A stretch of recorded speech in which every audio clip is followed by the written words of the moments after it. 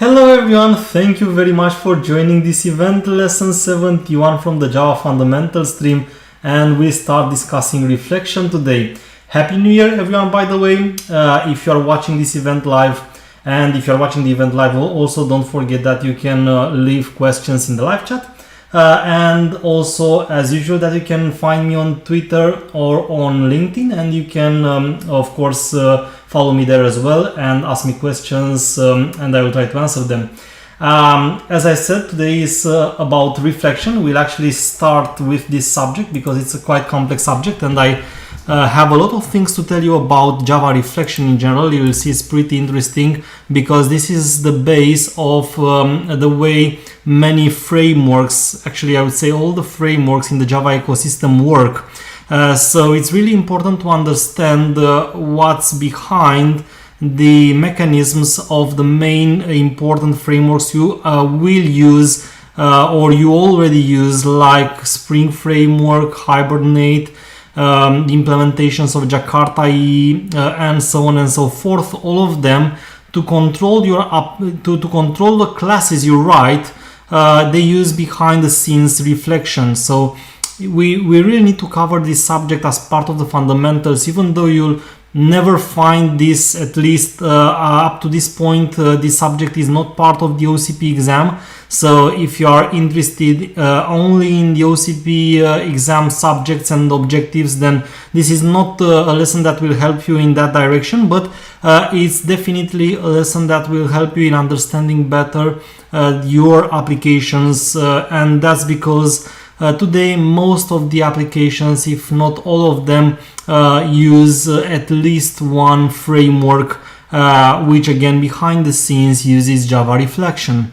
So the whole idea is, see, I have created already a project which is only a plain Java project, nothing special here. I use the latest JDK for my examples, which is still JDK 15 at the moment, but that's less important for the subjects we discussed today. And what I will try to do first is show you a simple example and explain you how, for example, this Java reflection links to the way a framework uses it. Why is it important for a framework? Why can't a framework do the same thing without using Java reflection? And then of course we'll dive into more functionalities, and I will show you more things on how to use reflection. It's interesting to know from the beginning that Java reflection is not something that you will use often in applications. That's because it's basically it's a very powerful tool. You will see that through Java reflection you are even able to actually call private members of a class from outside, which theoretically shouldn't be possible as from the language specifications, but Java reflection is a powerful mechanism that allow even that. And the whole thing is understanding that Java reflection is a tool that you don't necessarily use in all, say, direct real world implementations, but that's behind the scenes when you implement the backbone of an application, and that's why it's basically used by frameworks. Thank you very much, Dennis, for your appreciations. I'm glad that you enjoyed the lessons. Yeah, and let's start with an example, because if we don't start with an example first, then it's a little bit more difficult to explain you precisely what reflection is. It's very easy for me to just say reflection is a way to programmatically control bytecode, the bytecode while an application is running, but that might not trigger you anything if we don't see exactly an example. It's much easier to create that mental model if we use an example. So let's say I have a class that's part of an application, and this class is called product service. Usually when you hear the word service used as part of a name of a class, it means that somewhere inside that class you have an implementation of a use case. So you have an algorithm that does something. And that's what you usually do when you use an application framework. You create those classes that implement the business logic of your application, and you leave the framework control somehow those classes. But how is that possible? How can, for example, Spring, which is today one of the most used application frameworks in the Java ecosystem, how can Spring control classes that you define? How could have those developers implementing Spring, a certain version of Spring, know that you will create a class and the name of the class will be precisely product service? They couldn't, because you could have actually named anyhow your class. You could have simply named it XYZ. You could have given any name that fulfills the rules of identifiers in Java. So that's a problem of the application framework, being able to control some classes that you define without previously knowing anything about them. And in general, when you write an application, this class now has a constructor because it has the default constructor. You know that the rule in Java says that if you don't declare a constructor, then it automatically has the default constructor. And I can even say public void and say that I have this class that contains an use case, and the use case is adding a product in the database. We don't necessarily have to connect to a database now. We just name the method add product, and we consider that this is doing what I've said earlier, that's adding the product in a database. We just add the system out and say adding product in the database. Okay, and if you are in your own application without using any kind of a framework and you design the flow of itself, then the only thing you need to do to call this method is to actually, as you already know from somewhere, create an instance of product service. So you say product service P is new product service, and then you say, of course, you call the method, and you can do whatever you want as long as the members are accessible. You just use the constructor, as you've learned also in this stream many lessons ago, by calling it using the new operator. You can call any method, you can call any attribute that's visible from the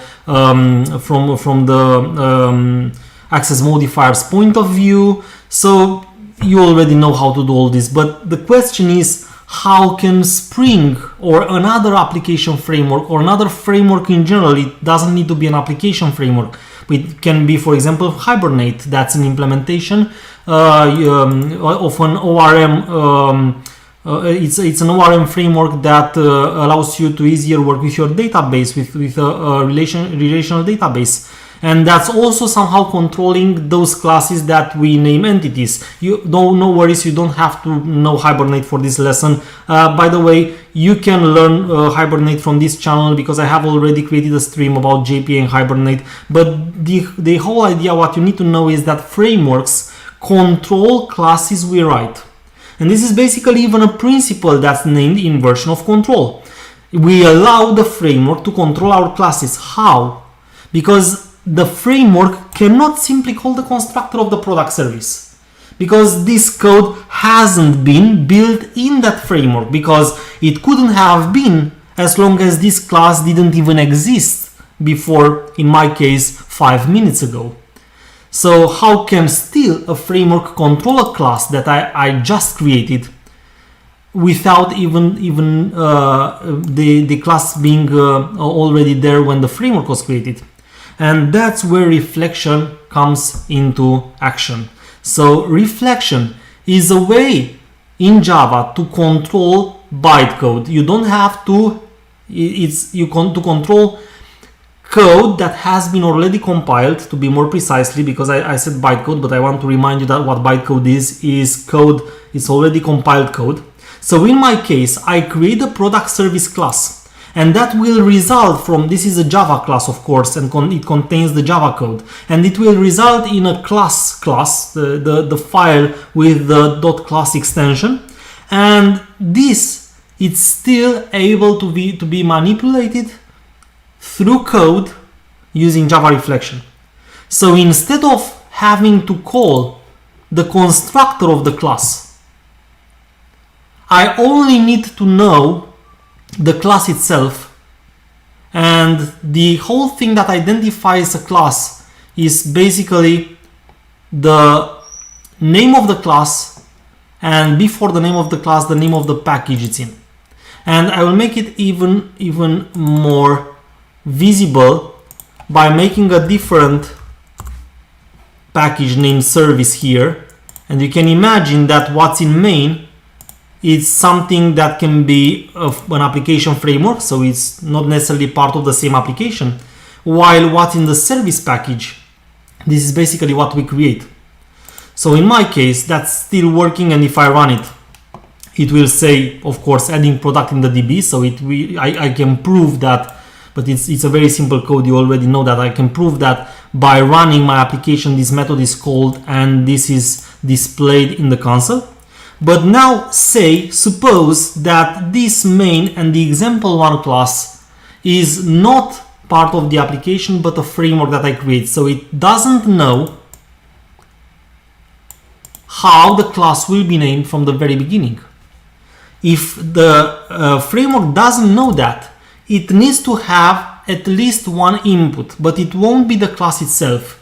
It will actually be usually only the name of the class, which is the full name of the class composed of the package that contains the class followed by the name of the class. So in this case, my class K, just name a variable, I'm not really inspired now.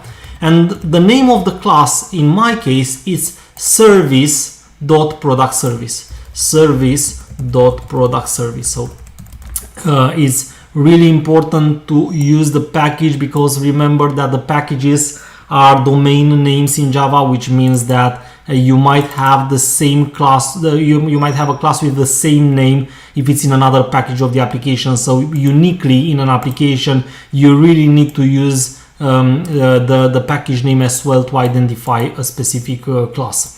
So now that I have this, I can actually get an instance of what's named the class, which, as the name suggests, it represents the blueprint itself as a Java object. So you now know that a class in Java is basically the blueprint used to describe an object.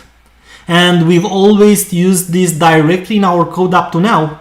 But what you might have skipped is that actually Java recognizes and knows how to see a class also as an object itself. So the blueprint itself can and becomes actually an object for Java, and you can refer to that object. So to do that, you use the class, which is part of the Java lang package, and you can simply write class product service class is class for name, and I use this static method which takes a string as a parameter, which you can see that is definitely the class name, which is my K here, meaning not only the class name but also the class name prefixed with the package, so it has to be the full class name. So here I just give my K, and the for name, it now throws an exception, which is a checked exception, is this class not found exception, which is thrown in case the class that I try to access, in my case this one, is not part of the class path. Remember that in a Java application, the class path is the place where all the classes or all the classes that can be seen by a running application should be. And if you don't have a class in the class path, then if you try actually to use a class that's not in the class path and you use it directly, not through reflection, you get an error and not an exception. So you get that error, something like class definition not found error or something like that, if I correctly remember the name. So when you see something like class definition not found error, that actually means your code tries to directly access a class that's not in the class path. And that can happen, for example, if you forget to add a specific jar which is one of your dependencies, you forget or you remove it from the class path. If you do that, then the code already compiled, so it cannot be a compilation problem anymore. But when the application will run and will try to access that class that doesn't exist anymore in the class path, then it will throw this error, which is called no class definition found error. In case of reflection, it can't be an error anymore, but it's an exception. So it's precisely this exception, and as you see, it has actually been designed as a checked exception. So it's not a runtime exception, it's a checked exception.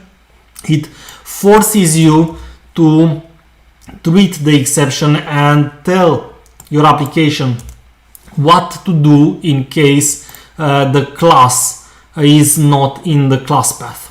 So now, of course, let's assume the class is in the class path, because anyway the service product service class is in the class path in our case. What can you do?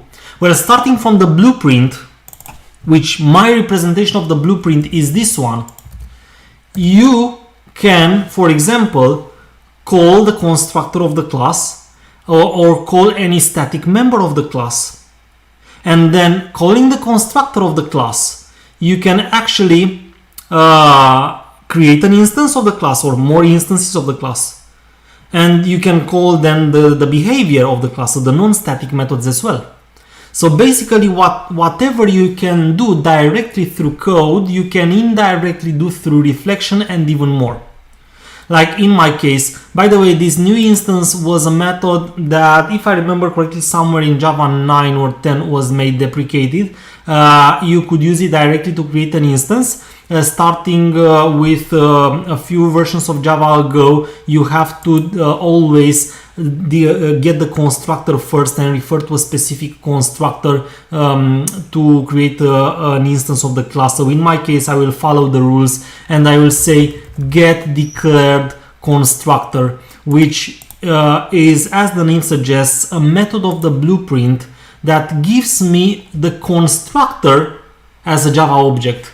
So you see that it actually returns a constructor object, constructor being the class that, as the name suggests again, represents the constructor as a member of the blueprint, as a member of the class, but as a Java object. So in my case, I can either say get declare constructor and take one of the constructors, or I can say get declare constructors and get all of them, but I only need one, and I know that in my case I have the default constructor, so I will try to call the default constructor, and then you see that again in this case I get another checked exception I have to deal with, which is called no such method exception. You will find out that with Java reflection you actually have plenty of checked exceptions you need to treat, because there is always a chance that as the class doesn't exist, the method could not exist, the field might not exist. So being that you call them indirectly, there is no compiler anymore to validate that the class method or field that you want to call exists. So all these validations that were in case of a direct use of the code were done by the compiler. Now they become exceptions, and Java forces you to treat them. Of course, I will simplify our code and I will just add exception here, so we don't now focus anymore on the exception itself because that's irrelevant. And this line here, this line actually gives me the constructor, which I can refer to using constructor. And now I have the blueprint, and through the blueprint I can get any member of the blueprint, which is, for example, the constructor. So I can get the constructor from the blueprint, and then of course, what do we do with a constructor? Well, usually with a constructor we create instances of the class. So in this case you can do the same thing programmatically. You use reflection to indirectly use the constructor as an object to create instances of the class. So you just say C new instance. The new instance method has parameters in case the constructor gets parameters, but now I'm just trying to do the simplest example and then I will complicate them step by step, so no worries. Spring tutorial, Spring Boot microservices tutorial. That's not a bad idea. I didn't plan that yet because many people asked me about software architecture first, so I have already planned the stream on software architecture. But also people asked me about using Cloud Native and Spring Cloud, and that can fit very well with Spring Boot and microservices. So maybe in one of the next streams I will do that as well. Thank you very much for the suggestion. Okay, and get the instance, which of course, you know, any instance in Java, sorry, I already said it, it's an object. So yeah, you can anytime refer to an object as object. So what do I do here? I didn't use anywhere basically the constructor of the product service class. But what you will see is that I was actually able to get an instance, to create an instance of the class, of this class, without even importing the class. I don't import the class. I don't use anywhere the class. I only refer to the name of the class, and even though I was able to get an instance of that class, which is amazing because this is exactly how an application framework works. Because this is exactly how Spring, for example, can use your classes without even having them in first place, because it can't have them in first place. Product service in my case is a class I have created during this lesson.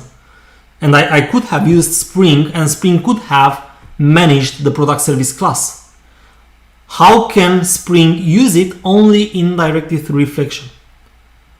And that means leaving the application framework control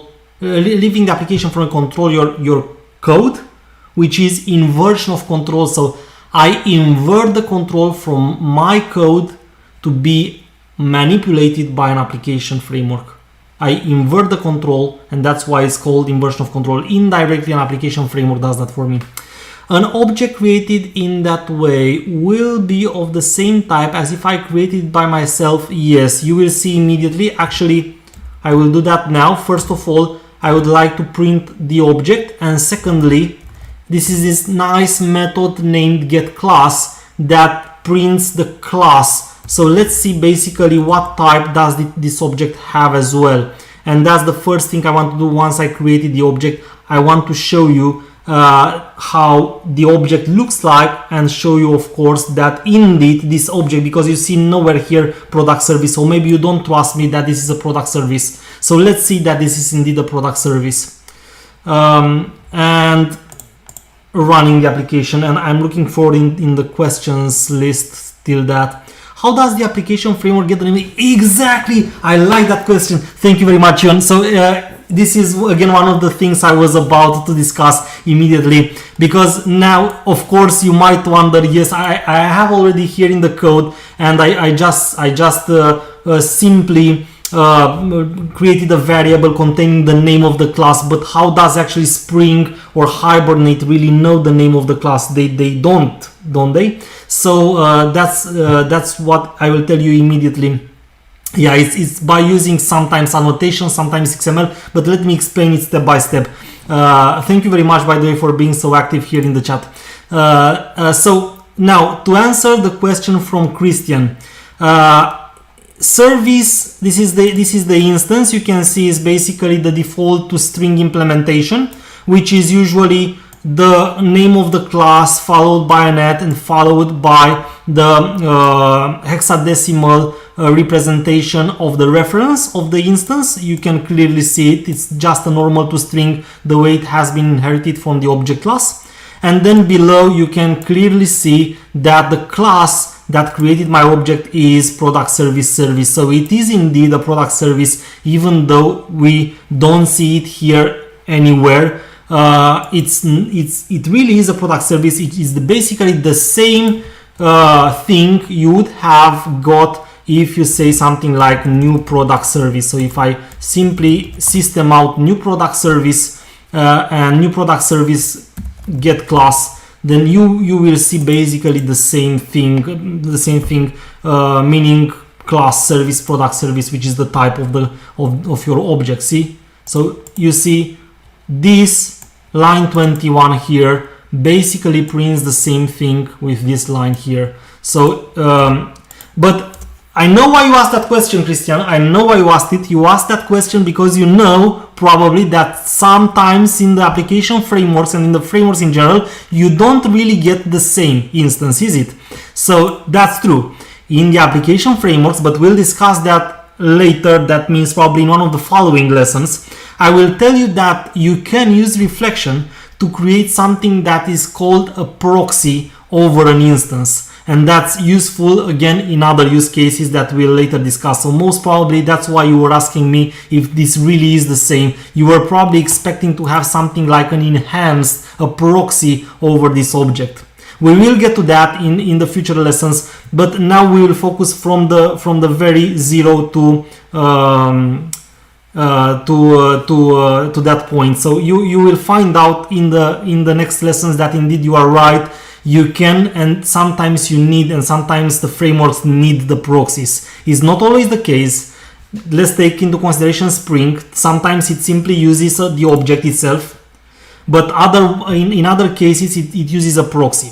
And both of them are created through reflection. And I will get to the proxy once I finish with the easy part. So I knew what you were thinking about. Thank you very much for the question. We will discover all of this basically. Now let me take out the system outs because they are irrelevant for the moment. We have already proven that we managed to create a product service. Let me maybe one more thing before taking them out. I will take out only this one and still leave my object instance and the class. And I will show you something else. I will show you that I will actually now make the constructor private. So theoretically, you know now that I have no default constructor because the rule again says in Java that if you define your own constructor, no matter what access mode it has, you don't have the default constructor anymore. And you know that I cannot call product service constructor from outside of the class now because private in terms of Java access mode, it means accessible only inside the class. So if I try now to say product service P is new product service, it will give me nothing else than a compilation problem and I can go with my mouse over the name of the class and it's telling me product service has private access. I think you can see it here. Product service has private access in the class, which is right. We know that it's part of the Java very fundamentals that you cannot call something that's private from outside of the class. But let me show you something interesting. In case of reflection, you can actually go to the member itself and make it accessible using this set accessible flag. And setting it accessible, it actually is similar to make it public again, which is accessible from wherever you need it. So, and that's of course only for this instance of constructor I have here that will now be able to be called, and that is in my case what you see on line 19. That's where I call the constructor in order to create an object. So that's a really important thing to remember, that in most of the cases, reflection can even bypass the access modes. So reflection can use private fields, constructors, or methods of the class, which isn't possible through a direct call. There is an exception, however, starting with Java 9, where we have the modular system. But I will go back to that in one of the next lessons. Again, in one of the very next lessons where we still discuss reflection, I will show you an example. But I will tell you now as well, in case of a modular application where you use the project Jigsaw that has been released with Java 9, you will find out that from a module to another, if the module doesn't expose a specific functionality, you cannot call it even through reflection. So reflection is not powerful enough to bypass the boundaries of a module. Only in case of a modular Java application. And that's why we say that a module is strongly encapsulated. When you hear strongly encapsulated, it means that even reflection is not strong enough to bypass the boundaries of the module. I will come back to that in one of the next lessons to show you an example. But up to that point, you can think of reflection as being powerful enough to call any kind of member, and even if it is private. See here, I have it private, and I was able to still make it accessible through a flag. So see how powerful actually reflection is. Now, I've proven that as well. I want to prove you also that you can call a method of this instance, because that's in most of the cases what happens in an application framework or in a framework in general is that it either creates instances of a specific object, and that's what, for example, in Spring we say that it adds beans to the context. When you hear adding a bean to a Spring context, that actually means allowing Spring creates an instance of a specific class by itself. It may inject values into fields, and that's what we call dependency injection. Or it may call methods, and that's basically part of what we call aspect-oriented programming. Oh, I forgot a question from you. How does Spring know how to take the name of the class? Well, I will do an example later with this, but to shortly answer you now about how does Spring take the name of the class actually. Well, when you work with Spring, if it's not Spring Boot and is plain Spring, then you have to create a configuration class where you tell Spring in which packages to look.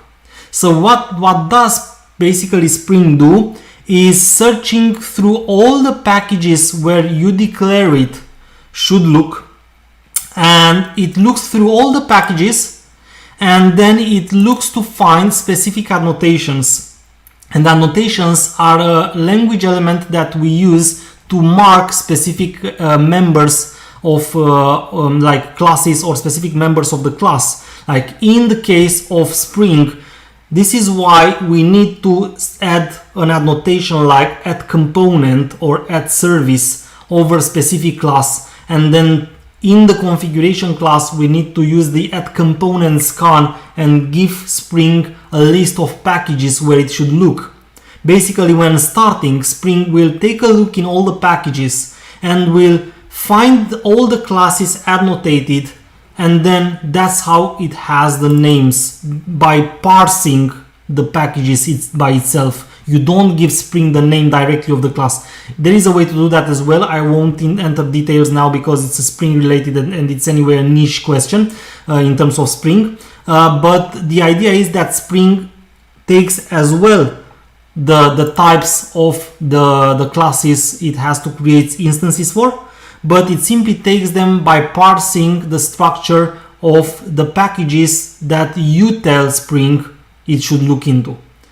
Because if you don't tell Spring, if you don't use that add component scan annotation to tell Spring where to look, Spring doesn't look anywhere, and even if you have classes you wish Spring would manage, Spring won't manage those classes. And that's literally the same thing happens in any framework. The same thing happens with Hibernate or with any Jakarta EE implementation. Usually they look in packages that you firstly declare somewhere. In case of Spring is that add component scan annotation, or of course the component scan tag in case you use an XML way to work with Spring. So it still has this name somehow.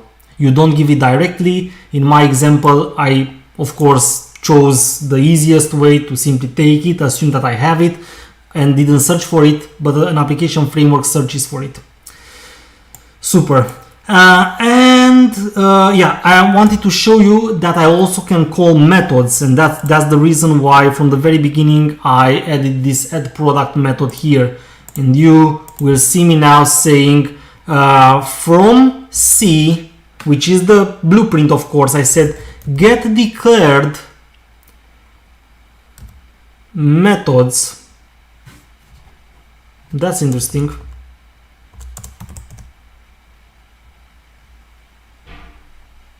Oh, no, C is the constructor, sorry, my fault. From the class, I said, not the constructor, get declared methods. Okay, and then again, get declared methods, you will see that you can actually get all the methods, or you can get a specific method, and I will get my specific method, in my case named at product. But later I will show you how this happens in an application framework, because in an application framework, of course, you will say same as here, the application framework doesn't actually know the name of the method, so it can't fill the name of the method here. So we will see that you can use other means to parse the methods. But in my case, I just want to prove you that I can call the method. I get the add product, and this is the method M here, which is basically again a class that represents the methods as objects in Java. So now I can say M invoke for object O, and if I had parameters, I should have also enumerated my parameter values here. So invoke method M for this instance. I need an instance because M is a non-static method, and you know that a non-static method, which is behavior, is always, or you can always call it only from you only using an instance. So that's why I call it here using an instance, which is the instance I previously created. And then I run it, and then of course what you will see without any surprise is that in the console appears precisely the system out we printed in the method. So it proves that we really managed to invoke this method.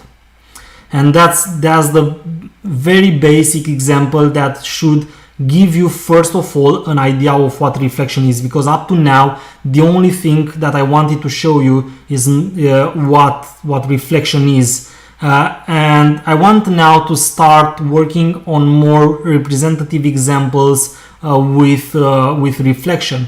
And the second thing I want to do now is to show you how a little bit more likely an application framework uses reflection. I'm still not going into the proxy yet because that's a little bit more complicated, but I will show you how this framework manages to create instances and call methods and sometimes inject values in the fields without necessarily having to know the name of the method, because again, okay, we understood it parses the packages to find the classes, but of course definitely it can't know the name of the methods. And I want to show you how can, in a simple example, how can we actually manage this product service without having the name of the method.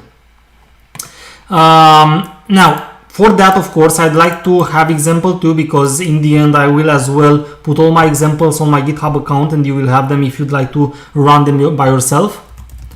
So let's not destroy what we've already created and create a simple second example for that. And then again, I won't still lose the time by parsing the packages, because that would be a loss of time. So I will assume somehow I found the name of the class. But instead, in the product service, what I will do is I will add a second method. So that's adding a product, and say that's changing a product. I know, editing a product. It doesn't matter. So what's an idea of being able to tell somehow a framework that they should call this method, for example? Is there a way in which we can instruct the framework to call a specific, to interact with a specific method, but only with a method that we wish it to interact? And the idea is pretty easy. Usually, to do that, starting with Java 5, which I can't tell you how long that is, because it's somewhere most probably in the 2000 something that Java 5 appeared. So a long time ago, so I can literally say it's forever. Yeah.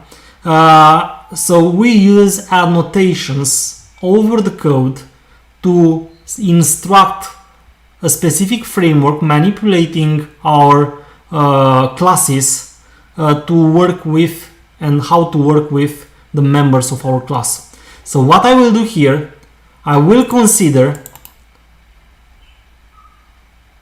a new package and I will create my own annotation that I name it call, from calling a method. That's just a name I chose. You can basically give it any name that fulfills the roles of identifiers. But an annotation is actually, to define it, you have to use the interface keyword prefixed with the @ symbol, and this is basically an annotation that I can now use everywhere. And when I say everywhere, that actually means literally everywhere. So I can use it over my method, and I can use it over the class, and I can use it over the constructor. And if I have an attribute, I can even use it over the attribute, because by default an annotation just declared as is can be used absolutely everywhere. Parameters, return type, thrown exceptions, everywhere. Usually when you create an annotation, you prefer to limit it to its scope. So in my case, I would prefer to syntactically be able to only use this annotation on the method and not on the constructor, not on the field, not on the class itself.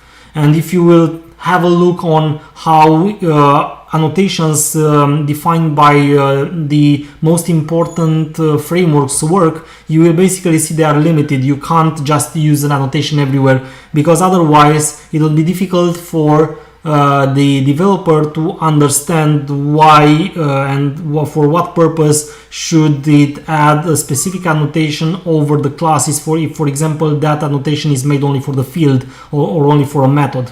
So what you do to restrict it is you annotate the annotation itself with target, and then what you say is enumerate the elements you wish the annotation to be available for. So in my case, if I want it to be usable only on methods, then it's a wise idea to use the target and specify explicitly that one can only use it on methods. And if I go back here, you will see that all the other usages of the call are failing. Just the one on line 16 is still working, because just the one on the method is still working. So that's a good point for the beginning to make sure you restrict your annotation. And now a second thing that you need to remember about annotations, which is related to our today's discussion, reflection, is that by default annotations,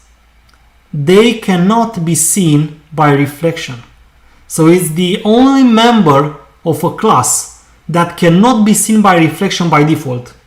And reflection can see interfaces, can see classes, constructors, methods, fields, I've shown you already.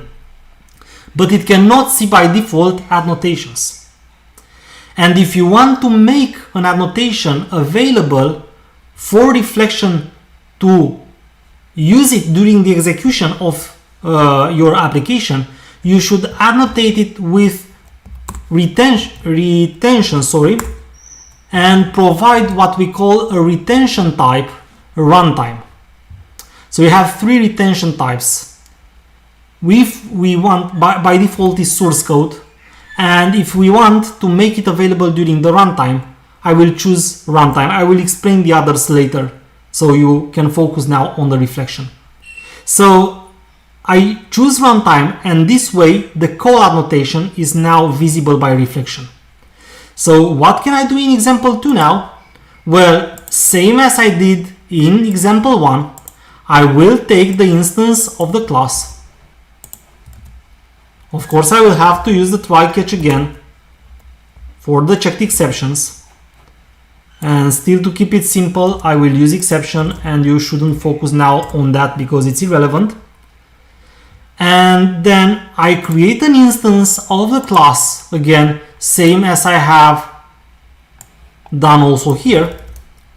But then instead of calling the method the way you see me calling it, and the constructor, of course, to be able to call it. And then again, instead of getting the method like I did here by the name, which we already agreed that's not possible for a framework, we will make use of the annotation. And we assume that somebody using our framework will know what this annotation is and will know how to use it. And that's why when you learn Spring, you learn a lot of annotations and you learn how they work and you learn what they do. That's the purpose. That's how you learn an application framework. When you learn application frameworks, the mostly encountered thing is that you learn several annotations and how they work and what they do, because that's how you control the framework. In fact, you don't control the framework. That's how you instruct the framework to control your application. That's the inversion of control. And that's what I can do here as well. Instead of taking a specific method, I can just say, what was the name of product service class? Okay. I can get all the methods, and that's returning me a method array containing instances of all the methods. And then I parse through all of them.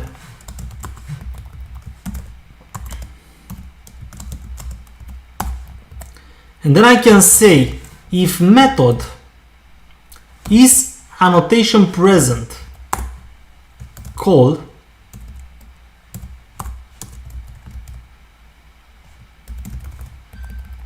have to import it. Then, of course, I do invoke my method. And you can see now how, even without knowing the name of the method, I know how to instruct my application manipulate a method by the means of an annotation. Is the way I just tell my application, if a method is annotated with this custom annotation I created, then call the method. And if I run this application now, you will see that the system out here will appear in the console, but this one, it doesn't appear in the console. Why? Because this method doesn't have the annotation. If I now go and only add the annotation over this method as well, and just rerun example2 as is without changing anything in my algorithm, I will see both the messages in the console. Because what my application does now is simply calling all the methods annotated with this call annotation I created. And that's the basic of how a framework works in general.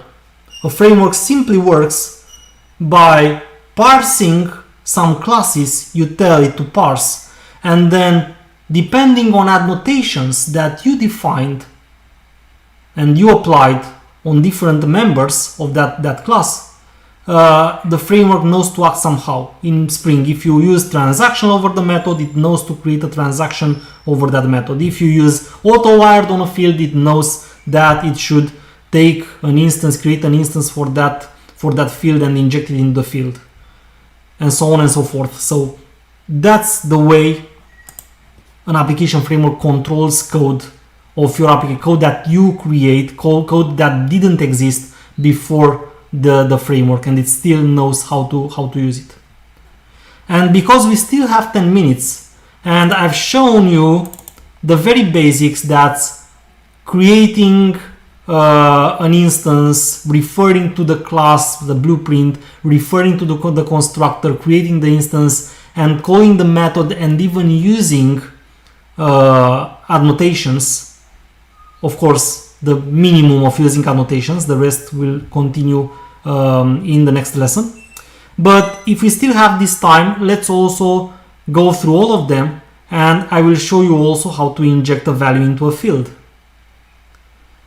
Is there the name of the method in the method class? Yes, you actually can get anything, even the parameter values. So when I think that was the question, you say what can you actually do through M? Can you only invoke the method or can you do something else? And the answer is you can do absolutely everything. So with this instance, and likewise for the constructor, likewise for the class, likewise for the next example, which is the field, you can basically refer to anything here. So you can invoke it, but you can get the return type of the method, you can get annotations over the method, you can get the name of the method, the modifiers, if it's public, if it's final, if it's static.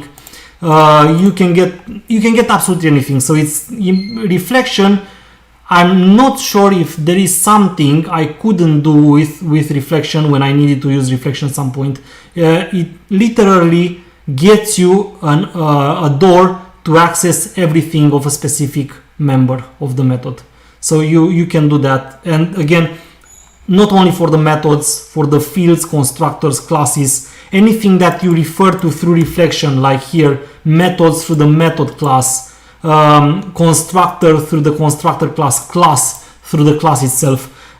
You can basically get anything from that from that instance. So you can access any property, access modifiers, parameters, and so on.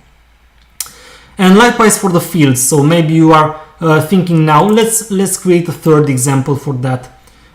Just to make it easier for you to run them afterwards when you take them from my GitHub account. Example 3, and I want to show you as well that you can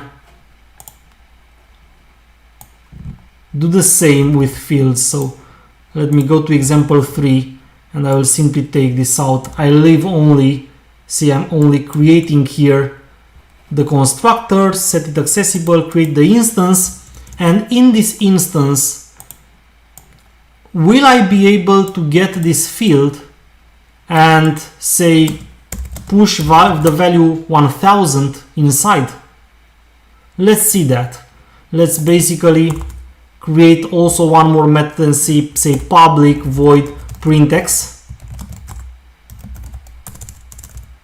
And what I will be doing, I will try to inject a value in all the fields of the class, and then I will call this method, and then what I expect here is that it will print 1000.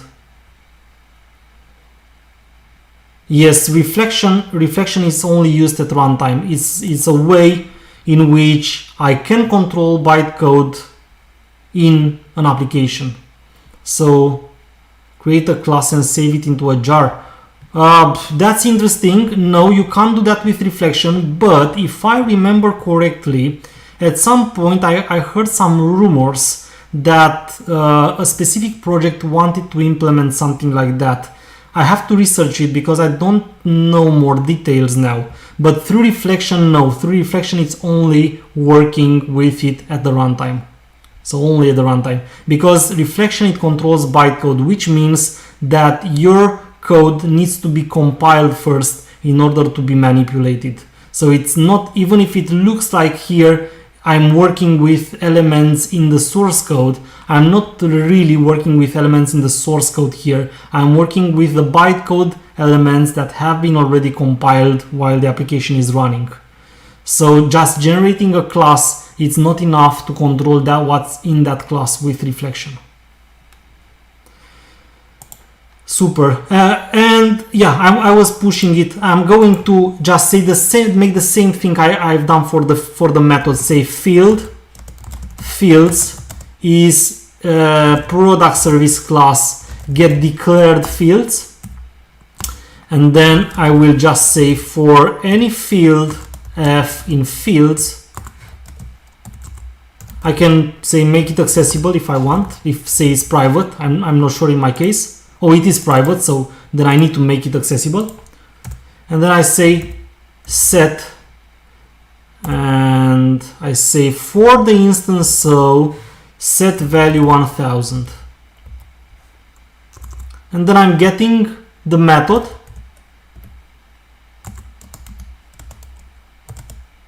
from the product service class.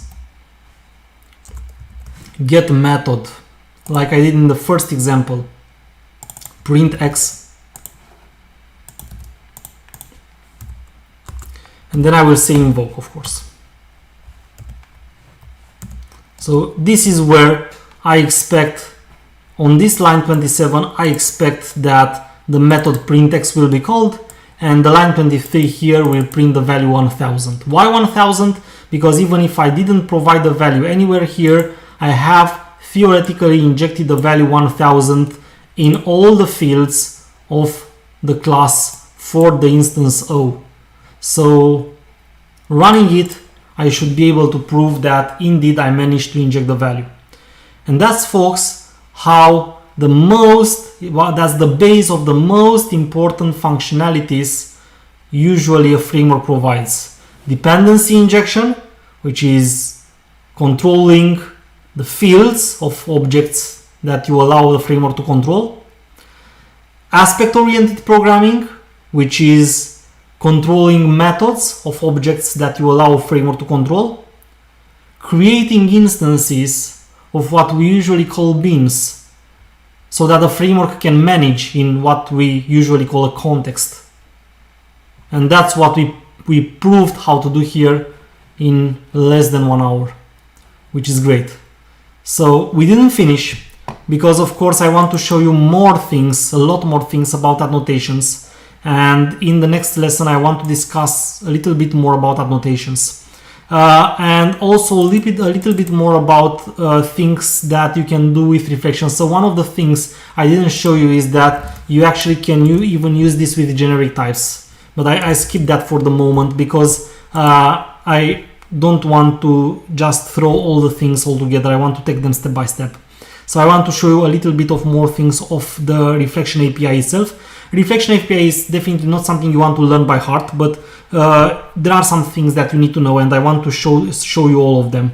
So I want to at least discuss these 3 things, which is more things about annotations. They are really relevant because you use them in all the application frameworks today. A little more things about the reflection API and the proxy part that I know you've seen. If you worked already with an application framework, you will see it uses those proxies. And with this, you'll basically know all the magic behind the framework. You would even be able to write your own framework, because knowing reflection then is not that difficult.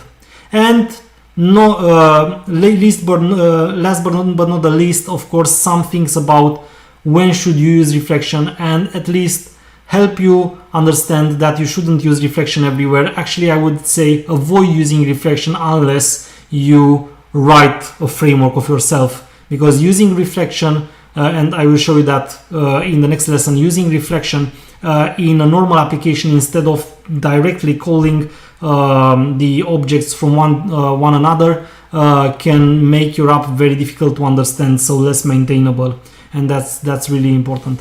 Super. Thank you very much for being here with me today as well. Hope you enjoyed the lesson. It's not over. We'll continue with reflection next week, and until then, have a great time for study further.